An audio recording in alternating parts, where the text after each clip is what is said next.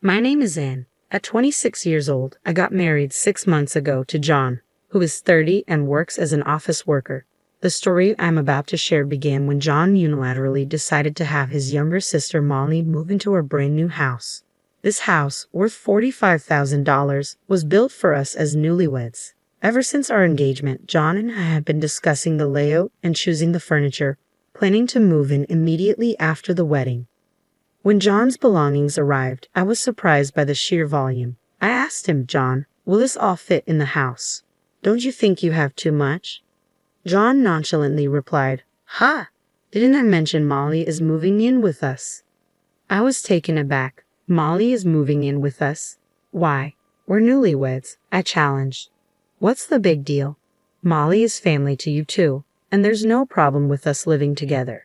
She wants to live in the new house," he responded. I protested, upset that there had been no discussion about this. John ignored me and continued unpacking his stuff. Eventually, he started shouting, "If you don't like it, you can leave.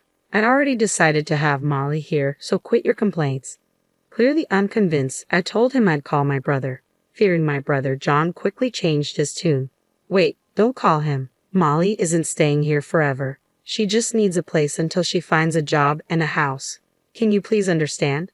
Reluctantly, I agreed. "Can Molly use the guest room, right?" I suggested. John made a dubious face and mumbled, "Ah, yeah," though he didn't seem convinced. I moved Molly's things into the guest room. After a hectic day of unpacking, we had completed more than half of it. We were having a toast to celebrate our move when the doorbell rang. It was already past 9 p.m., so I thought of ignoring it, but John hurriedly went to the front door, unlocked it, and let the visitor in. I was shocked as I was already dressed for bed. From the kitchen, John called out, "Hey Anne, Molly's here." Annoyed, I returned to the living room. "Welcome, Molly. What brings you here so late?" I asked, trying to hide my irritation. Molly retorted, "Can't I come home whenever I want? Now, where's my spacious room? Show me around, big bro." She flung open doors looking for another room on the second floor. "Here it is. This is the room for me, right, big bro?" I had a bad feeling and followed her upstairs. Molly was claiming my workroom as hers. I couldn't help raising my voice. "This is my workroom. It can't be your room." John suggested, "Why not make this Molly's room?" "No way," I insisted. I then suggested the room next to it, intended for John's hobby workroom. He panicked. "Not that room. I've been looking forward to using it. I chose the wallpaper and everything." "No way." The only option left was the future children's room, currently being used as a guest room. Still unsatisfied, Molly snapped, "You're quite insolent, aren't you? Not listening to the head of the household. Quite cheeky for a freeloader who depends on him for meals." I lost all energy to argue back, thinking, who's the real freeloader here? While heading back to the living room, I heard Molly asking, "Hey big bro, do we have anything to eat? I'm hungry." I ignored her and continued my solo celebration of our move. They seemed to be having an argument, but I didn't care until John came over and said, "You're always going against me and drinking all high and mighty." He took the wine bottle and gulped it down, then shouted, "If you can't listen to me, get out. I'm the head of the household. Don't underestimate me." He left with Molly. Despite the late hour, I decided to call my brother and tell him about Molly. He picked up the phone on the first ring, as if he was waiting for it. However, I could tell from his voice that he was angry. "Are you mad, bro? Were you sleeping?" "I'm sorry," I said. It turned out I called him in the middle of an argument with his wife. "What's up? Did the move go smoothly?" he asked, sounding frustrated. I couldn't help but ask, "Don't you have to talk to your wife? Is it okay to leave her like this?" John replied tiredly, "It's over for us." Worried, I suggested visiting him, but he said he'd rather be left alone for now. I began to tell him about Molly, how she had started living with us from the first day of our married life, and how she refused to use the guest room. I'd even mentioned that John and Molly had been calling me bratty and telling me to do as I was told. My brother was concerned, thinking I was being treated like a servant by my husband and Molly, but I laughed off his concerns. "I'm your sister, right? Me, a servant? If they can manage it, let them try," I retorted. He laughed and said, "Good point, but call me if anything happens." We then shifted the topic to the problems between my brother and his wife. What I heard left me flabbergasted. Apparently, his wife had been seeing men from a dating site and was having an affair. He found out because she accidentally sent him a message meant for her lover. John had been suspecting her infidelity for some time, and once he got confirmation, he took her phone away and sent her back to her parents. He was planning to visit her parents' home tomorrow for a discussion. We ended the call, agreeing that both of us were in terrible situations, and decided to catch up over the phone again soon. While tidying up the remaining boxes, I waited for my husband and Molly to come home. They returned late at night, cheerfully drunk. As I continued unpacking, they approached me. "Molly and I have thought of a great idea. Let's make our bedroom Molly's room. We can each sleep in our workrooms. What do you think? Good idea, right? Make sure to clear the room for Molly by tomorrow."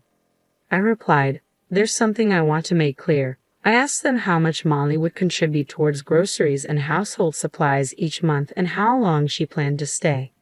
My husband started to panic. "What? You want to get money from jobless Molly? I'll pay for my salary, so there's no problem, right?"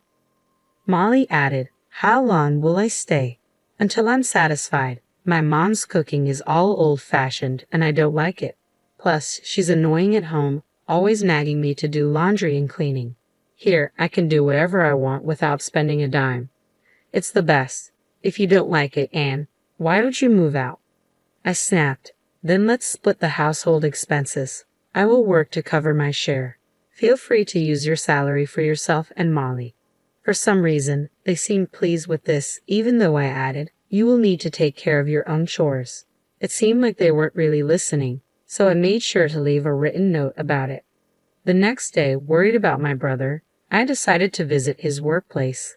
He is the president of a construction company, having taken over after our father passed away from an illness last year. When I arrived at his office, he was surprised to see me. "What's up?" he asked. "I'll listen to what you have to say first." I asked him for a favor. I explained what had happened the night before and asked if he could hire me at his company. He agreed, saying, "Our secretary is quitting due to her husband's relocation, so it's good timing." Then I heard about his situation. I was so shocked that my heart almost stopped.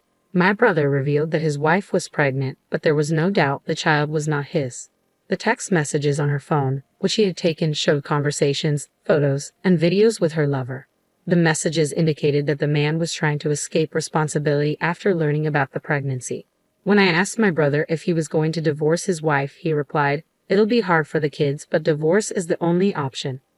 I suggested that he involve a lawyer and have a proper discussion. Then I went home. In my room, I couldn't stop thinking about the texts and pictures of my sister-in-law's affair that my brother had shown me. The sister-in-law I knew was a loving, family-oriented person, and I loved her for it. However, she had been betraying my brother. I felt as if I had lost a dear friend, and tears welled up in my eyes. Despite all that, Molly kept knocking on my door. "Hey, I'm hungry. Can you make something?" she hollered from the other side of the door.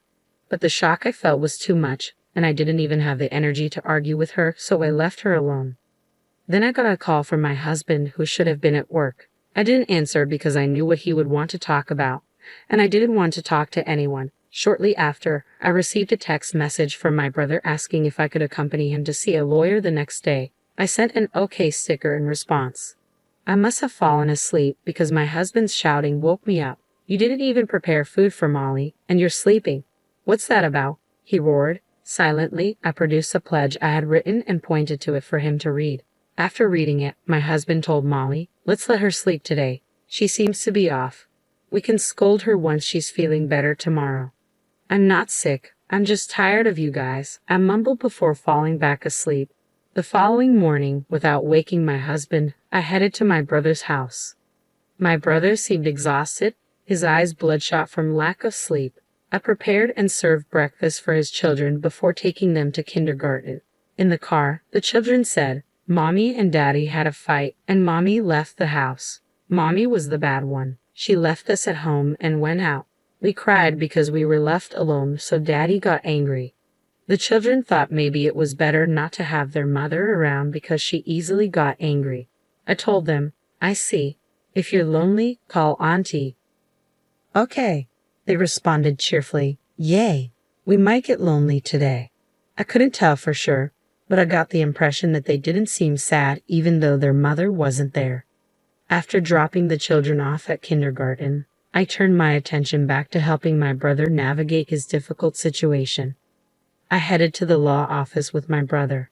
The lawyer told us that there was ample evidence from the pictures and videos on my sister-in-law's smartphone, LIME messages, and recorded conversations between her and my brother. My brother's main goal was to divorce her and retain parental rights. After he finished explaining his situation, I had a chance to share about my issues with my husband. I got some advice, and then my brother dropped me off at home. He was planning to gather the rest of the family today to inform them about the divorce. "If anything happens, give us a call. We're all going to be there," he said as he left, his words feeling somewhat prophetic. When I entered the living room, the house was a mess. It looked like they had tried to make breakfast.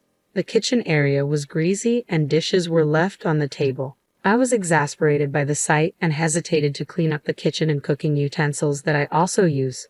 Just then, Molly appeared. "Where did you go without even making breakfast?" "John didn't eat anything and went to work. Isn't it unacceptable to abandon household chores as a wife?" she confronted me. I responded, "You know what, I'm not your maid or servant. Weren't you taught to clean up after yourself since you were a child?" Ignoring her repetitive, "But you're the wife," I headed to my room. To my shock, my belongings were gone, and Molly's stuff had invaded my space. I returned to the living room and questioned her. "Did you enter my room? Your stuff is in there. What's going on?" "Oh, I've loved your room since I first saw it. It fits my neat and cute image perfectly, don't you think? I've moved your stuff into the guest room," she replied nonchalantly. Hearing this, I rushed to the guest room. My computer and belongings had been haphazardly thrown in. I felt anger sparking. It was way beyond what I could tolerate. At that moment, I felt a strong desire for revenge. I will never forgive this girl, I decided. I planned to wait for my husband John to come home, show him the terrible state of our house, and then ask him, "Do you still want to live here with Molly?" I prepared for all possible outcomes. John, who seemed to have gotten a call from Molly, came home earlier than usual. I heard his loud footsteps approaching the guest room where I was. Seeing him come straight to the guest room, I was convinced he already knew Molly had taken over my room and he wouldn't be on my side. When he opened the door and stepped in, looking like a madman, Molly was right beside him with a thin smile on her face. "You apparently went against Molly. You're the one at fault here. Not even making breakfast. Aren't you my wife? Isn't it your job to take care of me? Molly is your sister-in-law. You should be taking care of her and putting up with her," he shouted. At that moment, I realized exactly how things were going to be. I felt every shred of love I had for my husband disappear. He hadn't said one word to defend me, no mention of Molly being in the wrong, asking her to leave, having her do household chores, or giving me my room back. I told him, "If you're going to let Molly live here, I'm going to invite my brother over. He's never seen our house before. Maybe I should call him over now." Despite his usual fear of my brother, John acted quite bold in front of his sister Molly. "Are you sure about that? If you let that thug into our house, I'll kick you out," he threatened with a confident look. "Kick me out? Try if you can. I'll call my mother and brother and his wife and have them see the house." I shot back. Thinking I would beg and cry at his threat of kicking me out, he retorted, "Do not dare call your family. If you don't like it, then leave." Molly chimed in, "This is my castle with John, you know. You have no right to call anyone here. Even if your family comes, we'll just kick them out." In response, I picked up my phone and said, "I'll call my brother then. Maybe we should live together without you and your family. We can invite our friends over and party without worrying about anything." As Molly said this, she and John seemed excited about the prospect of me leaving, with John adding, "That sounds fun. Maybe we should just get divorced already." Increasingly irritated, I decided to call my family over right then and there while John and Molly were still high-spirited. They were overjoyed, thinking about the freedom they'd have without me and filled with thoughts of kicking me out. "All right, but you'll regret this. I'm calling my family now," I said. I called my brother and told my family to come as soon as they could. My brother responded, "We've been waiting for this. We're on our way." I figured he must have sensed that I would call him, and I was moved by his foresight. My family arrived within about 30 minutes. Molly, who had threatened to kick out my family when they first arrived, turned pale upon seeing my brother. "Oh, Molly," he said sternly. I thought you were going to kick out my family when they arrived, I said to Molly, who could only shake her head in response. Seeing her fear, John also shrunk back, no longer as bold without his allies' support. My brother had been practicing judo since he was a kid. Until he injured his knee in college, he had been a regular at national competitions. Standing over 6 feet tall with a buzz cut, he was an intimidating figure. He now coached at a local boys' club. My younger brother, also a judo practitioner, looked just like him. Molly seemed to have forgotten meeting them at the wedding ceremony, despite their memorable appearances. Who's getting kicked out? My elder brother laughed. Isn't it you guys who are leaving? Gathering her courage, Molly retorted, Yeah, my brother is divorcing his useless wife. Now, please leave. What? You guys are the ones leaving, aren't you? This is Anne's house, built with her share of her father's inheritance in Anne's name, my younger brother retorted. My mother, tidying up in the kitchen, remarked, Oh dear, what a mess. She then called out, Don't drag out the conversation. Get to the point already. The brothers obediently replied, Okay, and turned to me, instructing, There's another person coming. Let them in when they arrive, while gesturing for John and Molly to sit down. We have 2 matters to discuss today. The first is that we need you to leave, my elder brother told my husband and Molly. When Molly asked, Brother, is it true that this is Anne's house? John hesitated. Well, I was talking to the contractors about the interior and stuff, so I thought it was my house. But maybe it's not. But I'm the head of the household, right? He had assumed it was his house simply because he considered himself the head of the household without thinking about where the money came from. You know that being the head of the household and being the owner of the house are 2 different things, right? My brother responded. John fell silent, but Molly retorted, I won't leave. Do you know about residency rights? I have the right, so I won't leave. If you don't want us here, you leave, glaring at me. You seem to have researched this thoroughly, but this isn't a rental property. You're not paying Anne any rent, are you? So residency rights don't apply here. My brother explained. John, trying to resist, said, But I'm married to Anne, right? I can't leave. I won't separate. Just then, the doorbell rang. The guest my brothers had mentioned had probably arrived. When I opened the front door, my sister-in-law, my older brother's wife, stood there crying. I let her into the house. I asked my brother, Your wife is here with your kid. What should we do with them? My mother suggested taking the child to a room upstairs. After showing her to the room, I let my sister-in-law into the house. John was shocked when he saw her. How did you find out where we live? I'll explain everything properly, so please go home for today, he said, acting suspiciously. At this point, my elder brother intervened. Did you forget my wife's face? This is the second matter we need to discuss. Upon hearing this, the color drained from John's face. You mean she is? John stammered, realizing she was my brother's wife. He tried to make a run for it, but seemed paralyzed. My wife is pregnant with your child. Did you guys do something to get pregnant? My brother threw down copies of evidence of the affair on the table. What's your next move? For me, it's divorce. Nothing less. Molly, scared of getting caught up in this mess, said, I'll pack my things and go back to my parents' house, and tried to escape upstairs. But my younger brother promptly told her, We've got a truck loaded with boxes. Start packing your things right now. He walked out to get the boxes. Molly asked, Am I leaving today? But when she saw my brother glaring at her, she seemed to give in. My wife and John can sort this out first. Sign the divorce papers, my elder brother instructed, handing the papers and a pen to his wife. Seeing that custody was assigned to him instead of her, she hesitated. He said, That's what the kids want. Your opinion doesn't matter. She signed the divorce papers, tears streaming down her face. Next time, take care of the child in your belly. I won't ask you for child support. In return, don't ever show your face to my kids unless they want to see you.